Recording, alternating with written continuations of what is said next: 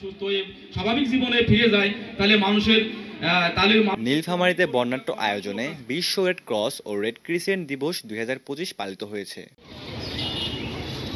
বৃহস্পতিবার 8 মে সকালে জেলা রেড ক্রিসেন্ট ইউনিটের উদ্যোগে র্যালি ও আলোচনা সভার আয়োজন করা হয়।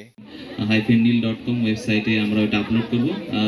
On the site of humanity প্রতিপাদ্য নিয়ে র্যালিটি পৌরসভা বড়মাঠ থেকে শুরু হয়ে শহর প্রদক্ষিণ করে। পরে রেড ক্রিসেন্ট কার্যালয়ে অনুষ্ঠিত আলোচনা সভার প্রধান অতিথি ছিলেন জেলা প্রশাসক মোহাম্মদ নাইরুজ্জামান। দিন শেষে কিন্তু একটা কথা বলেছেন, সব বক্তব্যের একটা বক্তব্য। সবাই আরও বক্তব্য দেন অতিরিক্ত জেলা প্রশাসক সাইদুল ইসলাম, জেলা পরিষদের প্রধান নির্বাহী কর্মকর্তা দীপঙ্কর রায়, জেলা বিএনপির সভাপতি আখম আলমগীর হোসেন সহ বিভিন্ন দপ্তরের কর্মকর্তা ও ছাত্র প্রতিনিধিরা। অভিনন্দন। আলোচনায় বক্তারা রেড ক্রিসেন্টের মানবিক কার্যক্রমের গুরুত্ব তুলে ধরেন। জন্মবার্ষিকী আমরা পালন করতেছি। অনুষ্ঠান শেষে ব্লাড গ্রুপিং ক্যাম্প, খেলাধুলা ও চিত্রাঙ্কন প্রতিযোগিতার আয়োজন করা হয় এবং বিজয়ীদের পুরস্কৃত করা হয়। নীলফামারী সরকারি বালিকা Shafi Islam Toki, news desk, Moon Times news. এবারে চিত্রাঙ্কন প্রতিযোগিতা।